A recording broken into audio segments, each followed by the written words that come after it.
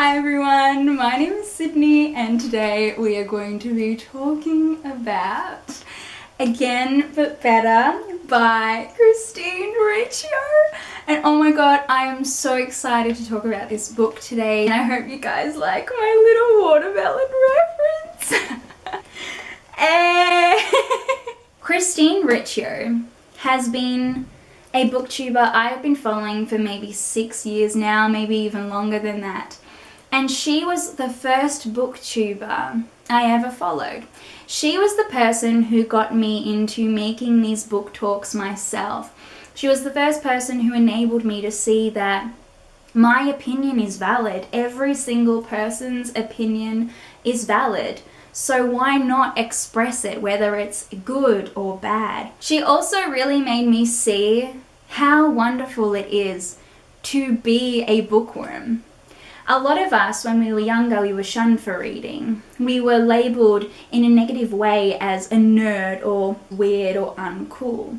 But who the fuck said that reading is uncool and weird? Why does there have to be this negative connotation to the action of reading?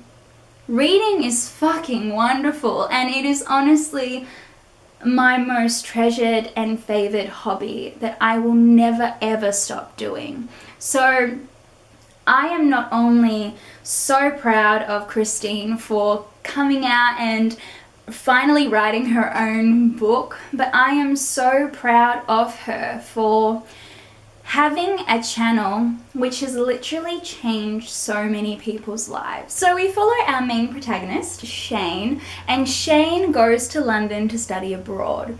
But her family, her parents, think that she's studying pre-med, but she's actually not doing that. She's doing a different program that involves creative writing. We have a little bit of a love interest in here, which is Pilot. So if you haven't read this book, and you love Taylor Swift, you love a bit of romance, you love traveling, you love Europe, you will love Again But Better. So I am really excited and I've just had a few sips of my coffee, so I feel really pumped. So I'm going to go into the spoilery section of the video. If you haven't read this book, please go read it, come back and we can talk. So here we go in 3, 2, 1. So one of my favorite things about this book was the references. So we know Christine, all the references of French Watermelon 19 was so good. Do my eyes look like watermelons as well? Referring to her channel, her YouTube channel. Her love for Taylor Swift. There's a glow off the pavement, you walk me to the car. And just little things like how Shane would hit Pilot laughing really hard was just such, it's such a mannerism that Christine does. She really laughs out loud. I could see her as Shane and her boyfriend Juan, John, as Pilot, and it was just so cute. The moral of the story is what made me love this book. So obviously we have a love interest, which is Pilot, but there are many things about him which, I don't know, whilst reading it I kind of felt a little bit off with him in times. Like, for example, him having a girlfriend but kind of making some moves on Shane. Like, he broke up with his girlfriend over a voice message and didn't even file it up that she was okay that she even got the message. There was almost emotional cheating in this book and I didn't like that. That was kind of shit. But then I really love the moral of the story, which ended up being, you need to put yourself first. Her parents weren't on her side with her choices in what she wanted to study, but she ended up saying, no, this is what I want to do, this is what I'm good at. There's a lot of pressures from society, and I love that within this book, Christine highlighted that. At the end of the day, we are here to live our lives in the best way we can, and to be the best version of ourselves.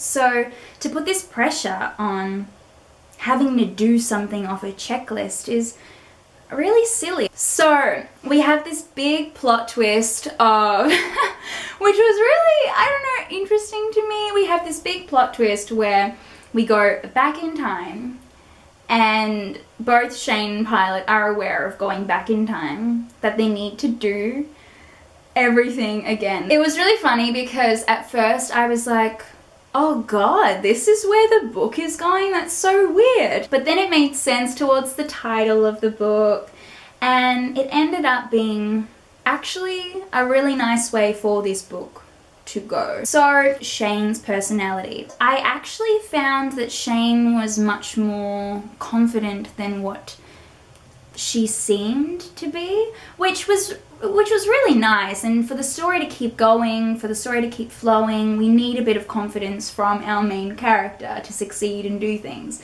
But there were certain things in this book that I kind of felt like our main character Shane wouldn't be able to do. So for example, when they went to Rome, Shane loves taking pictures and stuff.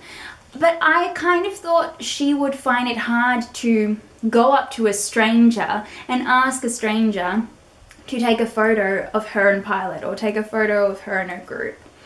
Like, I find that difficult sometimes. I know heaps of people who find that difficult to ask someone, can you take a photo? She saw Pilot in the kitchen.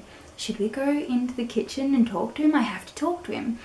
Like, that would be so scary. If you've never talked to a boy properly, or like kissed a boy that you liked, that can be so fucking scary to go up to that person.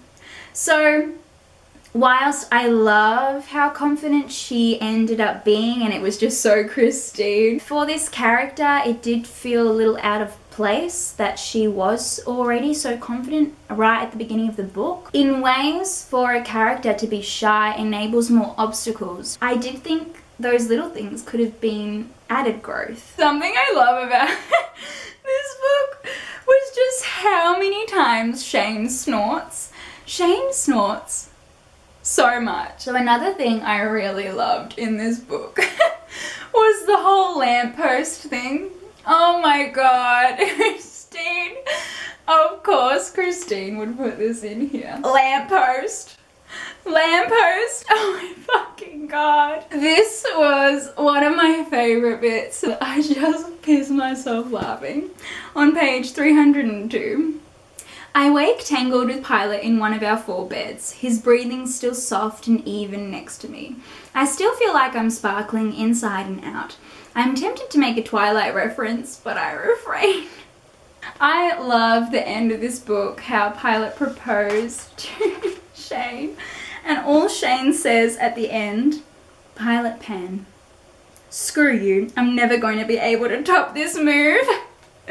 That was the most beautiful way to end the book. Like, I loved that. And then to go into Christine's acknowledgements is just so nice. So nice. So yeah, that was my review on Again But Better by Christine Riccio. I will leave her YouTube link down below if you want to check it out. She is so fantastic, and honestly, my biggest inspiration towards why I do these videos. Hope you guys enjoyed this video. I'll see you in my next one. As usual, bye!